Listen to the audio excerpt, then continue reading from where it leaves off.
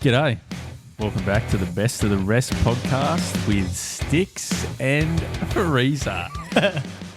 G'day, Freeza. Hey, Stix. How are you? Yeah, bloody good, man. How are you? Not too bad, Cobber. That's the way. Right. We're finally back. Had a little bit of a hiatus, but we've returned. We're here. It's been a few weeks off, you know. Hope you haven't missed us. Just chilling. Our amazing insights into Formula One. Yeah. But, back for the Hungarian Grand Prix. That we are. Bit of a hectic one. Yeah. On the race itself front, maybe not so much, but radios and results and... Yeah, it was sort of not necessarily an on-track spectacle as much as painting the whole picture with the broadcast sort of thing. Seeing a little bit of what's going on behind the scenes. Yep. It was good. I liked it. Right, so before we jump into the race results, I guess we will just run through maybe a little bit of quali and then set the scene and then dive into a bit of the drama that kicked off. Ooh, drama. Right, you want to fire away a little bit of quali chit-chat? Yeah, well, leading in, obviously not much going on in practice, so there's a little Leclerc spin, wall tap.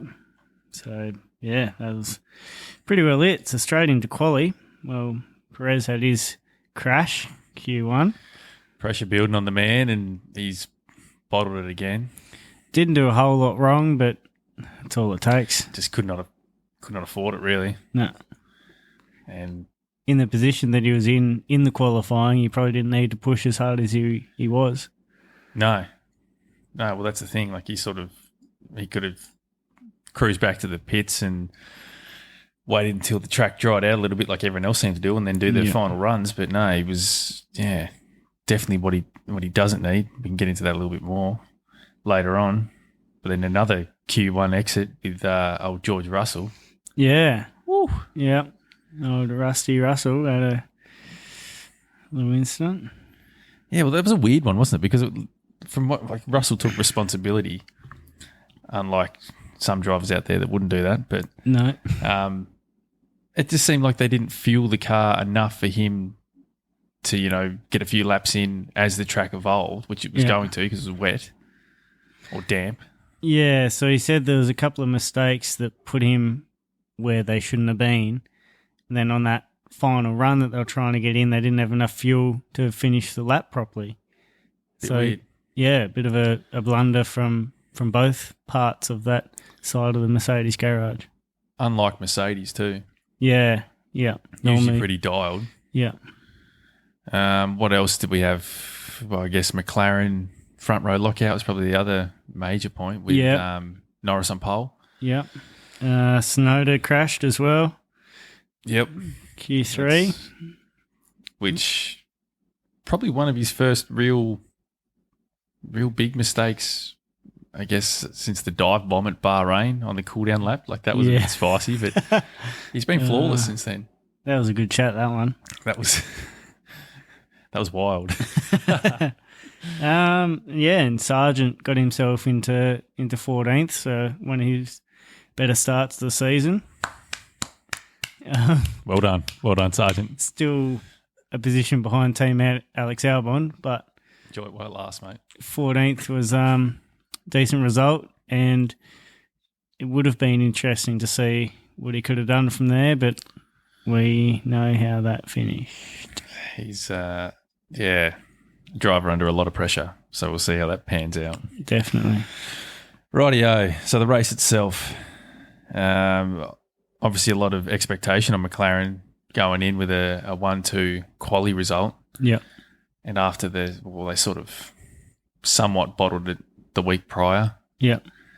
They were sitting in the box seat, and I guess it's sort of luck of the draw with wet races. Sometimes you come out on top, sometimes you don't. But a bit of pressure and bloody delivered, mate. Yeah, arguably the quickest car, and they made it happen. Mental. Yeah. I just cannot believe that. Like I was sort of saying to you before, but we were heading into the season and pretty much everyone who knows anything about Formula One at all, even the casual fan, is all like, okay, well, it's Max's season. Yeah. Is Max going to lose a race this year? Was sort of where everyone was at.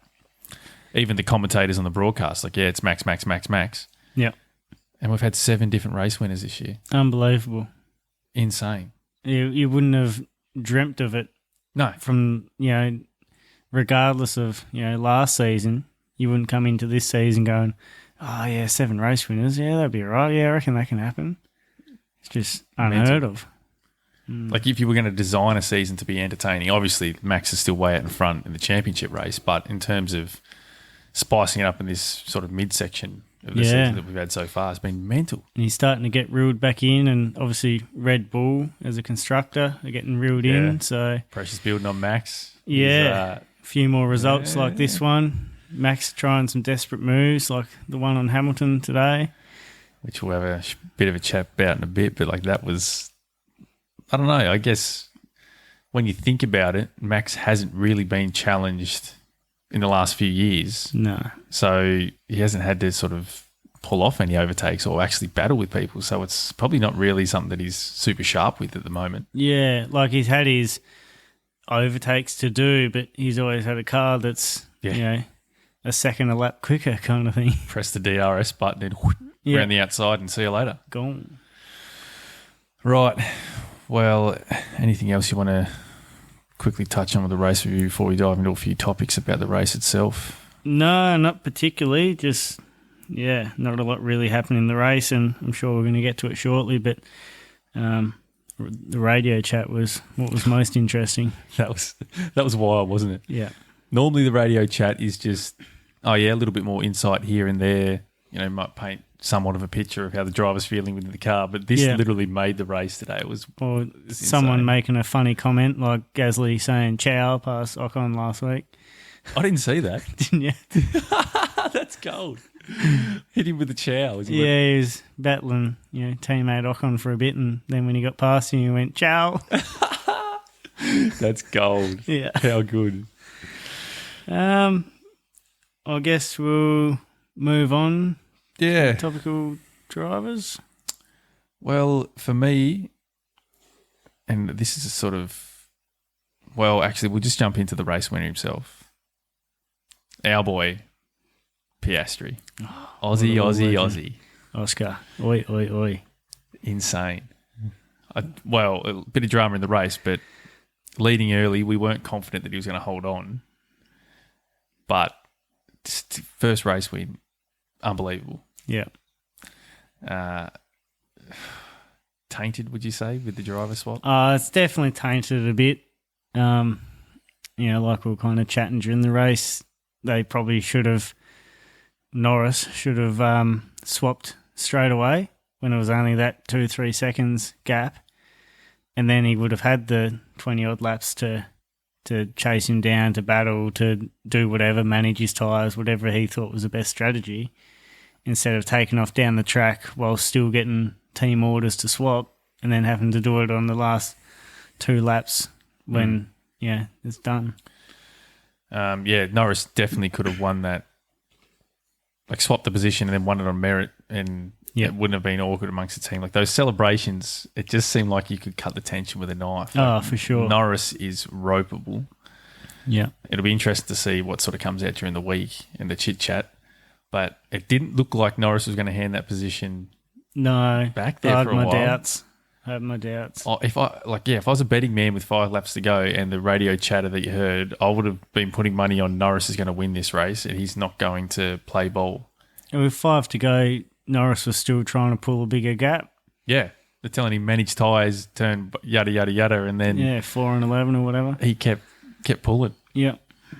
Which was sort of a bit like a fuck you to Piastri. Yeah. Come on, if you want this race win, then close the gap, mate. Oh, you can't do it? Yeah. There's a little bit of a statement just to say, like, I'm the man. I'm the main driver here. In the end, they had to say, righto, Norris, you've proved your point. It's not, it's not going to make a difference to what we're telling you. Yeah. Just because you're 6.5 seconds down the road, the team order was still this, whether you're doing it now or 15 laps ago. And that's the thing. I guess people who aren't probably motorsport fans, you sort of look at it, it's just the driver. But no, it's a team sport. Like you were saying when Max gets a bit chirpy with his race engineer, like what's his name? GP. Yeah, I don't know what he. Oh, don't even try. Something or other. But he claps back at Max and says, "Oh, right, mate, that's right. You can get out of the car and come and plan your race and check everything that's going on at the same time and make the best strategy while you're driving the car. Like, don't worry about us." And that's what it's like. Without the mechanics, a driver's going to be on one set of tyres. Without the engineers to build the car, without the race engineers to work out what's going on the fly and the weather conditions and tyre dig, and then, it's all the strategies of moving a moving beast throughout the race, and you've got to try and tame that. A driver can't do that just sitting in the car. No, and they're seeing all the data from the other teams and, what's going on with their tyres or whatever. Exactly. And the driver can't see that. Yeah, they can feel it, like what's going on with them, but there's still a lot that they aren't seeing. And, they don't know the power of the undercut or whether whoever's boxed and, you need to box the next lap or you need to push or, it's just all going on at the same time. There's so many eyes on the race passing information around. It's sort of like the driver, he's out there racing the car, but it's an information game as much as it is like racing at the same time. Yeah. And so, Norris would have shot himself in the foot big time if he had not obeyed the team orders and shot Piastri in the foot. Or he should have shot himself in the foot by not giving that race win to Piastri. But it does taint it. Yeah. It feels weird. Yeah. And it would, because you're 6 seconds behind and you're pushing because you want to win that race, yet you can't catch him. Yeah. And then even like an ego side of thing, which I'm sure all Formula One drivers have, it's like, he's coasting down this straight so that I can pass him. And even the last two laps, like Norris didn't really push him. No. It was like, he's just gifted me this win to a certain degree. So it wouldn't feel as good as just beating Norris on track. Yeah. Yeah. And even if you argued like, he undercut me and that gave him 3 or 4 seconds advantage and he got away in clean air or whatever, you can only hold on to that thought for so long. Like, you'd have to start to think, like, once Lando got 6 seconds down the track and he couldn't catch him, that he would have been starting to think, that's it. Maybe I wasn't quick enough, but you can never really know unless the positions were swapped earlier. And I guess having a 3 second gap, I'm assuming like Piastri wouldn't really be driving into any dirty air as such. No. So it was sort of just raw pace versus raw pace. And Norris dropped him. So it was a lot of drama, a lot of back and forth on the radio, a lot of carry on, which painted an awesome picture of us at home. Yeah. Edge of our seat sort of stuff. Definitely. But I'm glad to see that it panned out the way it did, because if anyone's going to challenge Red Bull, you can't have those boys beefing and then team not working together and those two fighting as well as fighting everyone else. Yeah. This wouldn't work. Yeah.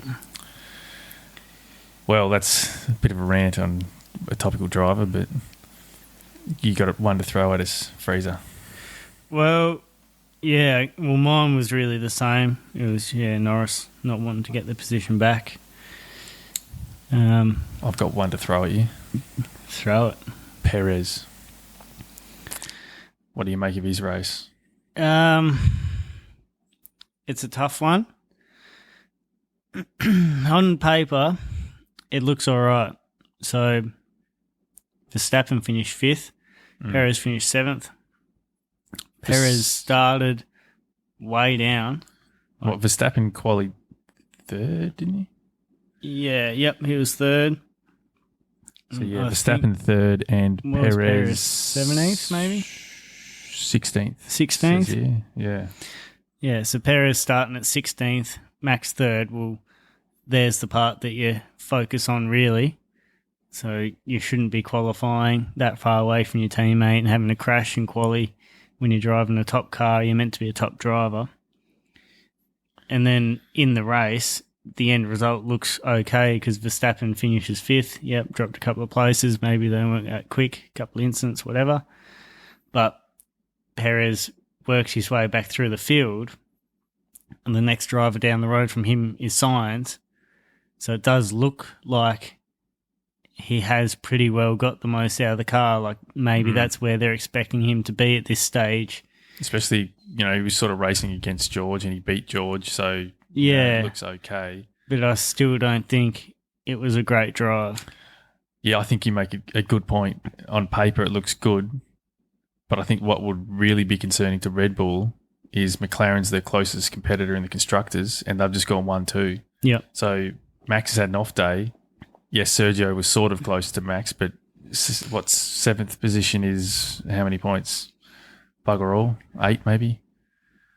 Yeah, I don't even think it's that many. So, yeah, McLaren have gone 1-2, maximised their weekend outside of fastest lap. And, yeah, it's been a dirty weekend for Red Bull, and Perez again has proved that he can't I don't know if it's can't handle the pressure of quali, or he's not, like, quali isn't where his strengths lie. I'm not sure what it is, but he just cannot get it right on the Saturday. And it doesn't matter how good you are on the Sunday. Yeah. If you can't get it at Q1, not many drivers have ever won a race from that far back. No. Even, like, it was a massive thing for Hamilton to do at, where was it? It was in Brazil in like 2020 or something, like where he started on the back of the grid and then won the race. But that's back when Mercedes were elite and like Red Bull were going well, but Mercedes were that far out in front of everyone, and it's Lewis Hamilton. And that's amazing for him to do that. So Perez is not going to do that as a second driver at Red Bull starting Q1. He's not going to get decent points. So he needs to be putting himself into Q3 to at least start in that top 10, which he just can't seem to do. And you got Max whinging on the radio, but it's not a bad car. No. It's not much different to what Mercedes or Ferrari or anyone else are trying to deal with. So Perez should be battling those top 5. Yeah. He should really be finishing top 5 most race weekends. And I think you make a good point. Like, everyone else is dealing with the same thing. To his team about the car. Yeah. Which is realistically not the right way to go about it. I'm sure all the teams probably say to the drivers, don't tell us what you need to fix, but don't carry on, because you're literally broadcasting to the world that, the car's shit, I'm not happy with it, rah, rah, rah, which doesn't really paint a good picture of the team or where they're at. And that seems to be his default thing. If he's not getting what he wants, if he's not way out in front, it's this car's shit, rah, rah, rah. Yeah. Fix it, blame this person, rah. Like, he just carries on. Sucking at GP or ripping his head off just about. Yeah. It's just unprofessional. And he's the best in the world. Mm. Or maybe. Currently. It seems like he doesn't really want to be a team player. He just wants to win. Yeah. Yeah, like, it's all about him. GP said, what did he say to him? Like, nice way to ease the tyres into the stint or something. Yeah. Obviously, the team had planned to just, ease the tyres in the first few laps because it's going to extend the life of the tyre, whatever it may be. And then Max just starts. Yeah, and he's going like, I'm just doing what I can to fix the race because you fucked our strategy and fucked my race and all this kind of stuff. And it's like, it's not your race or your strategy. It's the team. Exactly right. Like, yeah. So I think there may be, there's cracks starting to appear there at Red Bull. Yeah. At the start of the season, they seemed like a juggernaut. No one was going to get near them. And now you've got Perez that can't perform, Max who's under pressure at the front and seems to be tearing shreds off everyone. Going off. And so here's a quick one for you. What do you think about Max going off like that? Does that affect his performance? Does it drop the morale of the team? I don't know if it affects Max, because that just seems that that's how he is and that's the way he drives. Like, it might even spur him on, but the team would have to get pissed with it. I wouldn't like him speaking to me like that. I'd tell him to get fucked. Yeah. And then I guess people in the team get their back up. People probably aren't, whether it's conscious or subconscious, might not be working as hard as what you should be. Might be a bit of like, fuck you, like I contribute to your success and it's all about you. And, it doesn't take much for a team like that to fall apart. And when you say fall apart, that just means not being the number one team, not winning constructors I couldn't even tell you who the lead engineer is at Red Bull. And they're probably one of the number one factors to why they've had so much success the last few years. Exactly right. Like you hear Adrian Newey's name get thrown about, but then who else is there other than the couple that you see on the pit wall and, like who else? You don't hear and they don't broadcast or, pump up the tyres of the people who are key leaders within behind the scenes. Yeah, in the garage or back at the factories or whatever. You only see the people in the spotlight. Exactly. And just to piggyback off that, I've got under room for improvement. I've got Alpine for that reason. Like they're having mechanical issues. Like last week it was Gasly, his gearbox, was it last week or recently his gearbox blew up so he couldn't even start the race, and then there was a hydraulic failure today. Yeah. Like that's when things don't go right within the team, that's what happens. The driver doesn't even get to race. Yeah. They could be having a flawless race and the car dies on them. So it's almost like you don't recognise when a team is doing a good job because it looks good on track, everything's smooth. But it's once things go wrong, then it's really evident on track because the car's braking or the strategy's wrong or, as Ferrari's been hounded over the years. Like a flawless pit stop that's a mid 2 seconds, you don't really batter an eyelid. It is what it is. Yeah. But it's when you pull a bloody... I can't think of I've had a blank on their name. What's Bottas's team? Sauber. Yeah, the old Sauber and their wheel nuts. When you have a saga like that, then it stands out because it's like, well, what's his 40-second pit stop? Or why is the car braking and doing this and doing that? Yeah. And that's where team sport comes into it. Yeah, and then all of a sudden it's blame the pit crew and blame the mechanics and whatever. Yeah. It's still not, it's not the driver's fault.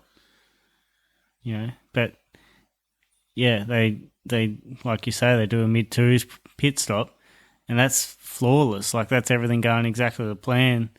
They get their tyres pumped up if it's 2 or under, then the commentators get on and go, oh wow, that's such a quick pit stop. But the say 2-3, no one would care. You go, oh yeah, good stop, they're out. Yep, that's going to help whoever's race. So then it's back to talking about the driver again. Yeah, and just to go off on this a little bit off topic, but you think a driver, they obviously they can mess the race up at any point if they lose it in a corner, but if they make a little mistake, they can make that time up. If you're in the pits and you're on that rear left and your job is to take that tyre off, actually does one bloke take it off and another one put the tyre on? Yeah. So you've got to whip that tyre off. But if you fuck that up, you don't have an opportunity to fix that as such. Yeah, you might do another pit stop, but you could lose the driver 2 or 3 seconds, the team 2 or 3 seconds. Yeah. Like that's a lot of pressure. Yeah. And that can be the difference, track position or someone else has pitted in behind you and then they end up coming out in front of you. Exactly. You get overtaken in the pits kind of thing. Box now, our strategy banks on a 2.5 to 3 second pit stop and then it's blown out and then you've lost track position and then the strategy's like, okay, what are we going to do? Like it can derail everything. Yeah. They're under the pump, those boys. Oh, definitely. Hard gig. I didn't realise how much more, the guy on like the front jack kind of thing. Yeah. Like they actually do a lot more than what you see. So yeah, in a race, because people have joked about like, oh, imagine just being the guy on the front jack. Like car drives up, pull the jack down, a couple of seconds later you let him go. And you do that 2-3 times a race and you get paid however much for 6-8 seconds worth of work. Yeah. But in the quality and all that, like they're the ones that, lift the car up and whatever, but they push him in. They're the one that guides him out and sends him off. Like, yeah, right. So that front jack guy or woman will do all that as well. So it's not just, what you see in the race. Like, and I think even the guy and girls on the wheel guns and tyre changes, like when it actually goes back to garage and mechanical works, like they're actually proper mechanics. Like just because in the race they're whipping a tyre running off, they're actually still, a head mechanic for whatever working on part. the car. Yeah, right. Yeah. I was going to point this out in the race, but I got distracted with whatever. But in one of the pit stops, You know how they've got the like the jack at the rear of the car where they picked that up? I think it might have been Sauber. Yeah. There was 2 of them there. But the other one, so one dude's lifting up the rear of the vehicle, and then to his right, there was another guy there with a jack just waiting. It was almost like if he fucked it up, then he was going to slip in and do it. So he just stood there and watched it. No, it was clean, and then walked off with his jack. Yeah, that's actually, I think that happens with every team. I've never noticed that before. I think there's 2 front and back. So they're just there like, okay, that's what you want to be. You want to be the sub-jack man. Yeah. You stand there and hopefully you do nothing. Because there was one, I think it was a year or 2 ago, I don't know what team, but they went to put the jack in, but then like missed or got stuck or something. So then they had to like rip that guy out the way and the second backup person come in with theirs. Yeah, right. Yeah. Maybe. Because I guess it's like if the jack fails or the person misses their mark, that they've got someone else there to It must be get quicker, in and fix it within a second or 2. Must be quicker for someone else to come in, line up, bang, than for you to reset and go again. But yeah, like you say, if the jack fails, then that's the race over. Yeah, you got to run into the garage and take a minute, or you don't have one. Like if you didn't have one, you think if that's race over because the jack failed. Which you could, like the amount of money that's riding on the line, you couldn't mess around with that. Yeah, that's crazy. I guess there is someone's role that's emergency jack man. I guess it. I wonder how that works. It's like, okay, jack I'll jack off this race, and then you hold back, and then you I wonder can jack if they off the next alternate. race. I'll have this pit stop. You have the next one. Yeah. How do they work that? I don't know. You go, rock, I'll paper, go. scissors. You're like, fuck, I've lost rock, paper, scissors 4 times in a row, and I'm just standing here like an idiot. I'm never going rock again. What do you do as a profession? Well, I lose rock, paper, scissors, so I basically do nothing. Yeah. What do you mean? It's a long story. All right, back to the race. Well, I guess the last thing we touched on was room for improvement. So mine was Max's anger, which we've touched on a bit. And Bit too much to carry on. I'll have a little bit of a crossover here. So room for improvement is Max's anger. Best moment is... Max's anger. Yeah, literally. So GP was telling Max that he was wrong. So it was when Max went to pass Hamilton and said something about leaving a car's width. Yeah. Push me off or something. And then like, I thought you had to be, front axle ahead or something. I was ahead and all this kind of shit. And GP just pretty much just shut him down because Match had already been bitching on the radio and they were sick of it. So GP just shut him down and said, like, literally, like, we don't believe you were, mate. Like, your front axle wasn't ahead. And Max just came back with, whatever, man. So petty. I'd love to be a fly on the wall in their post race debrief. Do you reckon GP mid-race just turns the other engineers and just like shakes his head? It's just like, what the... Oh, probably. It'd have to be like fully open airways so everyone would be hearing it. Yeah. It'd have to be. So they'd all be like, fuck, he's a dick. Makes me wonder if there are messages that, like, if Max gets too carried away to where they go, well, we're not putting that to air. Because you know how they're precious about their language in the broadcast. Like that time Piastri said damn or something and they were like, sorry if you heard any offensive language in that. Yeah. I saw something as well that it was an old interview with Gunther. Yeah. And I don't know what he tried to say, but like it sounded like fuck it or something like that. And they were like, oh, sorry for any offensive language. And then he turned to like his, marketing guy or PR guy or whatever and was like, what did I say? But his accent, like, because it was that thick, like actually sounded like he was swearing. And he was like, I don't know. And then they like asked the interviewer and he was like, oh, you said like fuck it or whatever. And he's like, nah, I said like this or whatever. And that's gold. Yeah. That's really precious about that. I'm not sure. I wonder where that stems from. Yeah. Well, there's a few times with like when the drivers are in the cool down room having a chat. Yeah, and then that's they've right. said like, oh, apologies for any offensive language you might have heard. And like we've looked at each other and been like, What? what they say, and then rewind it and be like, I couldn't pick up anything, like not even a damn or a crap, let alone fuck shit or whatever.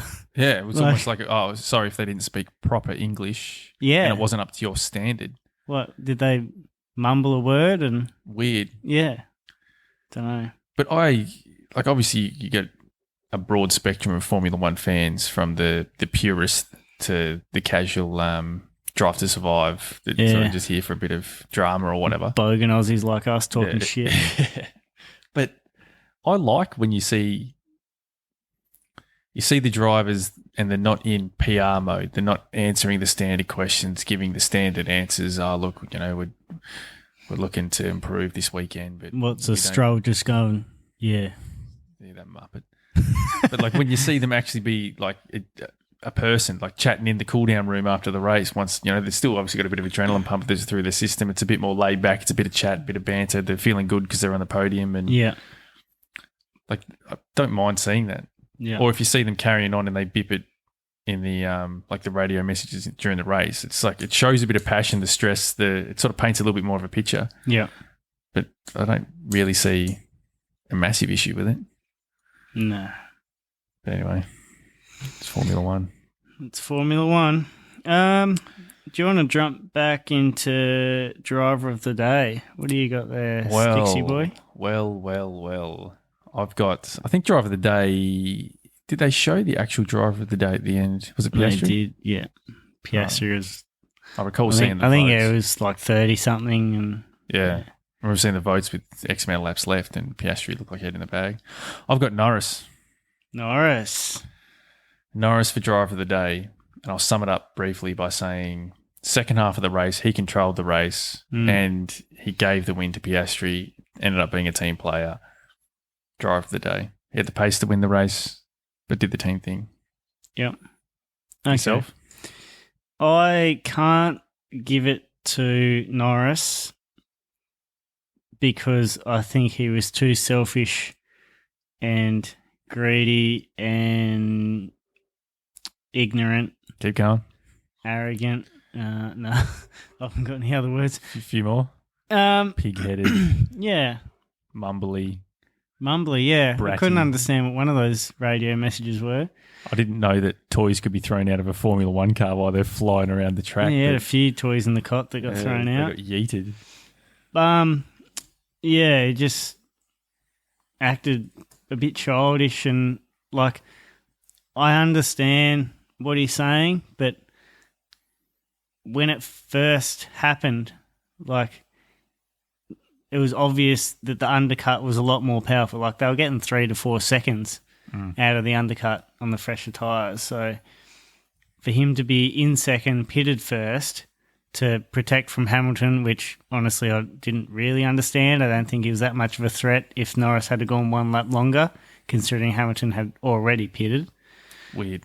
So the justification was that they were protecting Norris from Hamilton.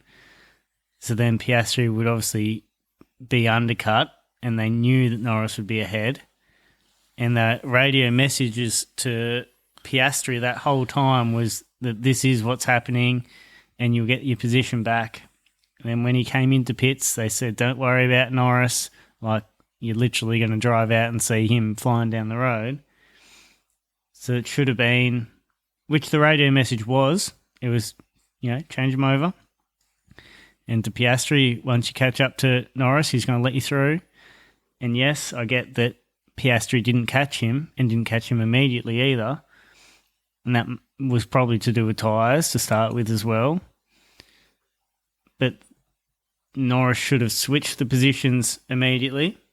Then he would have had his chance to get down the road and try and catch Piastri. They'd already said earlier on that you can fight the papaya car kind of thing, like teammates can fight. So they were happy for there to be battles on track, and if one's quicker than the other, then go ahead. But he just blatantly disobeyed the team order. The race, as it progressed further, was like you know what's been said every Sunday. So they obviously know that both drivers are relatively competitive with each other. So if there's times when we swap one over for the benefit of the team, if we ask you to swap back or whatever, then do it. So they've obviously agreed to it. And It's a team ethos. yeah, like, I don't know. But I still see him trying to get down the road and clear a bit of a gap in case he dropped back and then Verstappen did come through. But once Verstappen crashed into Hamilton, Yeah, that was off the table. it should have been threat gone. So, all right, that's all I was trying to build a gap for. But he never said that. And like, to be frank, the championship battle, it is mathematically on, but at the same time, it's sort of not. Like, he's so far back that he's going to need a lot of things to go right, and Max probably to DNF in a few races for him to actually close that gap. And in reality, it's a 1-2 finish that is most important. Like, constructors is on the cards big time. So if you get the two drivers beefing and they can't work together moving forward, then that's going to affect the team big time.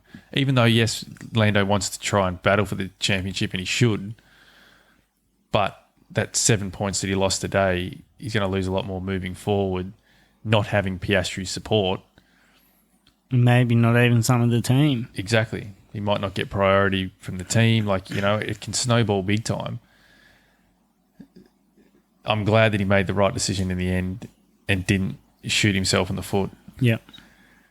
Because as talented of a driver, like, drivers have done it in the past, but it's not like it's not like he's 10 points behind Verstappen. It's right on, and he needs those extra points to be right in there. Yeah. There's a big difference, and he needs to play the smart game, not the I want to win now game. So, yeah, you make a valid point. Yeah, so it's for those reasons that I stuck with first-time winner, Aussie boy, Oscar Piastri, as driver of the day. It's crazy. It really is.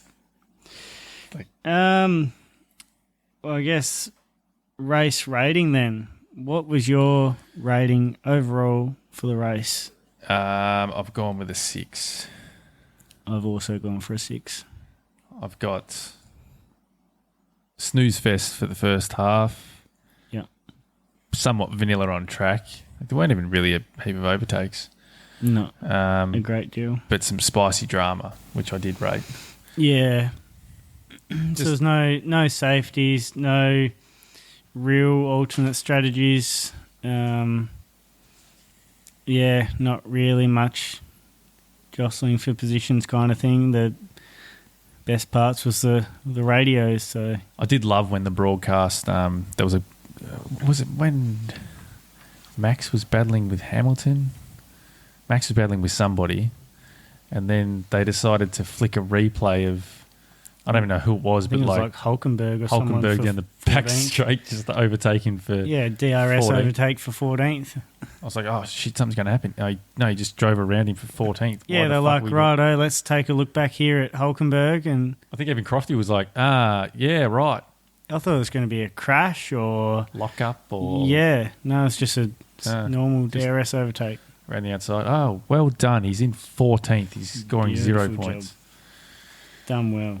Just to quickly touch, I've got the constructors' tallies up here on the old computer, and yeah, McLaren are only 51 points behind. Ooh. Perez doesn't lift that game. 51 points. So what's the perfect weekend? 25 and 18. Ooh, So, yeah, 26 if you go fastest yeah. lap as well. Yeah, right.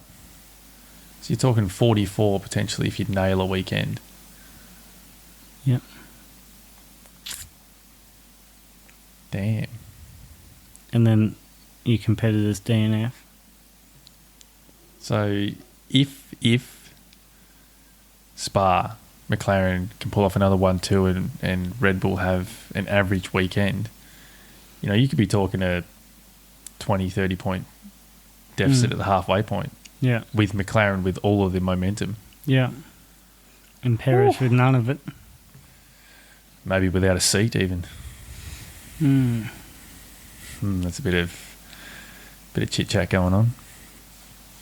All right, you got any questions before we get into predictions for next week? Any random topics you want to discuss that we haven't already had a chat about? Well, talking about Perez in his seat, is he in or out? I'm thinking out. Yourself? I think I'm out. Days are numbered. Who's in? Who I think should be in is Yuki. Yep. Who probably will be in.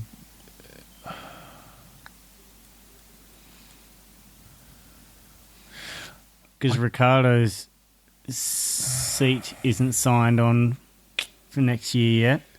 So in theory, we've got Verstappen, Perez and Tsunoda. So obviously Verstappen and Perez staying and Tsunoda in RB. I've got a lot of thoughts about that, how Red Bull have gone about it. Firstly, signing Perez was weird because he wasn't in a red hot patch of form. But now that it's come out that there's exit clauses in his contract that he's 5 positions behind Max or whatever it is and 100 points in the championship, they can terminate his contract. Now, that makes me think that, okay, well, they've thrown a contract at him to try and give him confidence that they believe in him, so hopefully his performance picks up. But now that it hasn't, it's like then you hear whispers of, okay, Lawson's floating around, and then they're talking about Isaac Hadjar. You got Ricciardo, Yuki, they clearly aren't interested in the top team. Then you also hear whispers about Verstappen going to Mercedes, which is probably just bullshit. But like if that happened, then Red Bull would capitulate. But then you've got Sainz as well that hasn't signed to a team. Like if you lose Perez, like we've sort of had a rough discussion about this, but Lawson, you don't want to set Lawson up for failure. He's a good driver. You don't want to throw him in the top team and then expecting him to be on the podium each week when he's just still getting used to being in Formula One. Yeah, that's unfair. So it's like, do you put Sainz in that seat? But then they're worried about Verstappen and Sainz and their old mans having beef. But it's just so much going on there and it's so much mess. Yeah. But I think Perez doesn't survive. I don't know if there's anyone that Jos Verstappen would get on with. No, he does seem a bit like that sort of bloke, doesn't he? Yeah. But I think the only thing, from what you hear and what you read, the only thing that's kept Perez in that seat is the backing that he gets from the Mexican audience and the sponsors that he brings to the team. Apparently he brings a lot of money to the team, so that's what's sort of bought him this grace period of being probably off the pace below a Red Bull standard. Yeah. Really most of last year up until he sort of pulled his finger out. And then this season he hasn't been where he should be. So yeah, basically waffled on to say that Perez is going to be out of a seat, in my opinion. Yeah. What are you thinking? Yeah, I think he's out, and I don't know. I'm leaning towards that with all the media that they've had around Lawson, that they'd put Lawson in and have Tsunoda and Ricciardo stay, and God knows where Perez will go, down to one of the bottom teams. But yeah, with Sainz still being opening the market, so they keep saying that he's the cork in the bottle. Like once he signs, yeah, Sainz. But you can see why he's waiting so long. He's waiting to see what happens with Perez or anyone like that, because he's too good of a driver to just sign with Sauber come Audi and just hope for the best. He wants the best seat possible. Yeah, when Sauber are looking like absolute trash, he's all right. Is he going to aim for a seat at Williams, or Haas have opened up another seat, or Alpine, but they're all still kicking around towards the bottom, and he should be fighting for podiums and race wins. If he doesn't sign with the top team now, you can't really see him. Could happen, but you can't really see him signing with a top team later on. Like it's sort of his last chance to be in a championship winning car. Yeah. Unless Audi can develop that in his time there, which seems it's a slow process and no one expects him to do much. And it seems like there's going to be a lot of younger drivers coming in, either F2 or waiting in the wind. So then with the regulations of 2026 and people still getting to know the cars, like I can't see a whole heap of movement after next year kind of thing. I think they'll still be trying to work out the cars, work out the drivers. There'll be excuses for why people or teams or whatever aren't performing how they should be. So, I wonder if Ferrari would consider re-signing Sainz once Hamilton has done his time there and potentially retires from the sport. Or they look at a young talent. How old is Sainz? Be 28, okay, so he's still, roughly. But even then, Behrman's 29, 29. So Behrman's He'll a be 30 in September. Ferrari Academy driver. So after Hamilton, he'll probably be looking at that seat. Yeah. You got to look at the future as well, don't you? You can't just go, well, Hamilton's there for 2 years. Yeah, I think it's 2. So that puts Sainz I don't think it's any more than that. Puts Sainz at 32. Yeah. You're going to be trying to push younger talent. He'll probably end up doing like a Bottas and just floating around. But yeah, you can see why he's waiting. He's trying to see if Mercedes go with an Antonelli and what does happen with Perez and now a few of these other teams down, mid. I think what Red Bull, realistically, what they should do is if they decide they're done with Perez, get rid of him at the mid-season break, give Ricciardo a chance for the second half of the year to prove himself. If he can't do that, get rid of him. But obviously there's a lot of money tied with Perez and Ricciardo, which is why they've sort of I wonder if they can just hanging swap around. them. Well, Just chuck Perez in the RB and Ricciardo in the for the rest of the Red year. Bull. That could be interesting because you need to free up seats for Lawson, and they supposedly rate Isaac Hadjar or whatever his name is.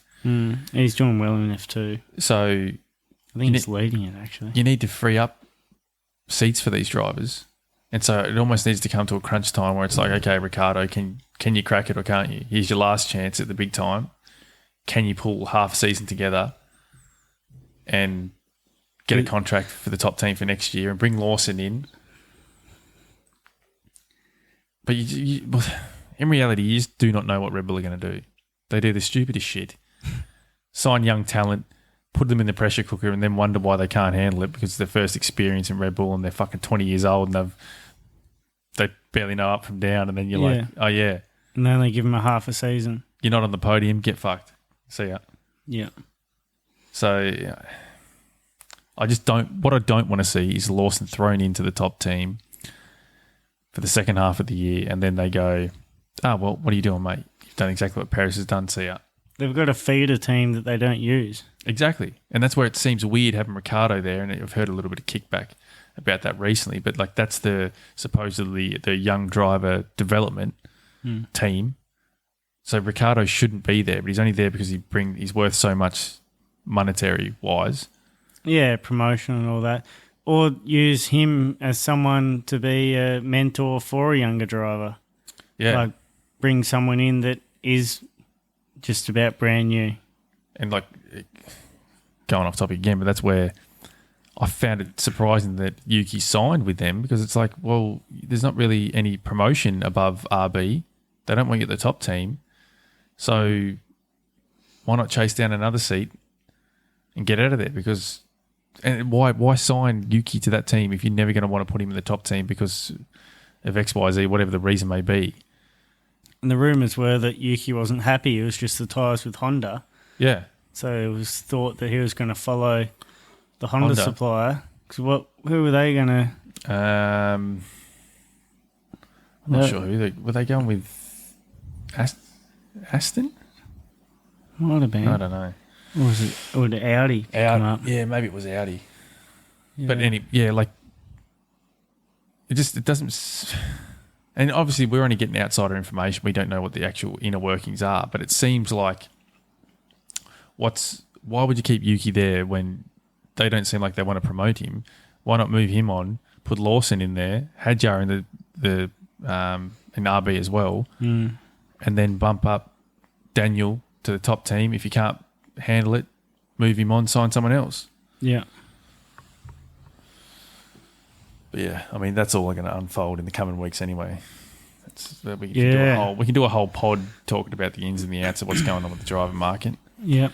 Predictions and jump over to our predictions for this next round, Spa. Let's do it. Right, pole. Norris. First in the race. Verstappen. Second. Norris. Third. Leclerc. Perez. Oh. Be real. So you're picking he's going to turn one on and then they're going to can him. Yeah. Fucked. I had to come up with something for left of field. So my left of field is Perez to put a weekend together and get on the podium. Okay. I don't really believe it, but yeah, I'm hopeful. Just so I get a few points. You know, you don't necessarily have to have your left of field line up with your prediction. Yeah, I was going all in. Like you can spread your eggs or a couple of chips. I've got a slight lead, so I'm gambling. Perez third. I've gone left of field.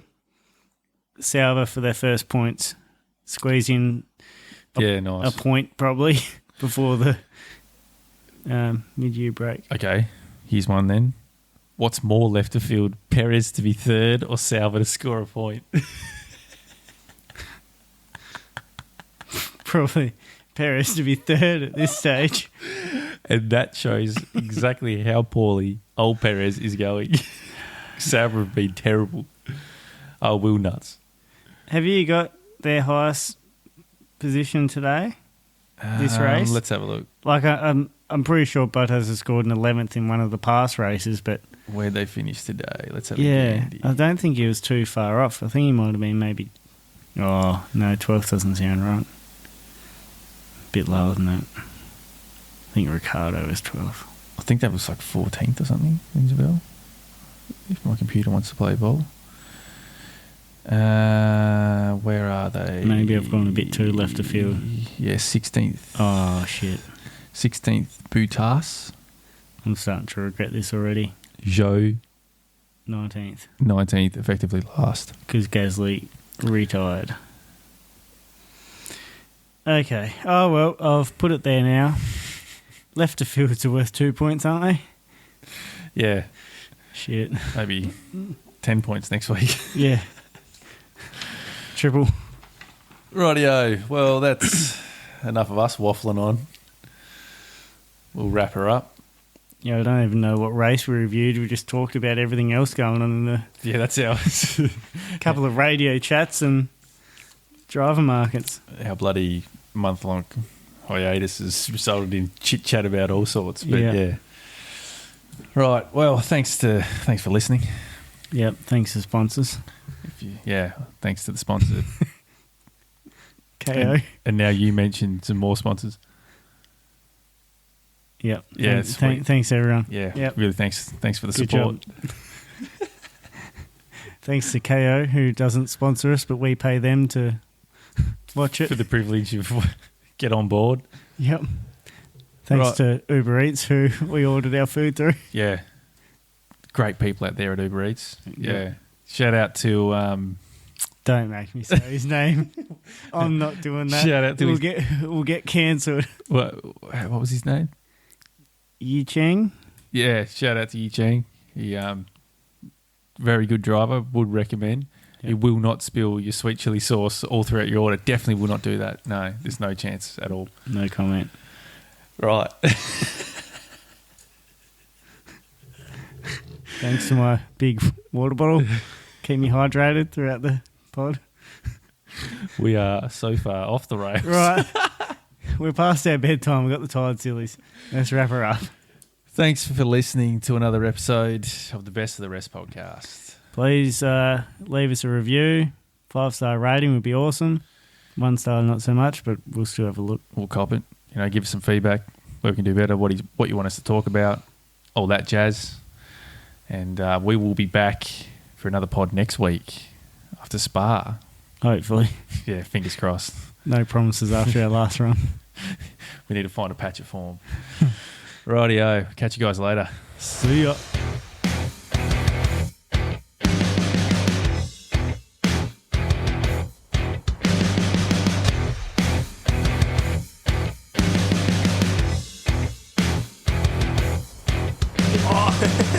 Look at this. This is not a dog.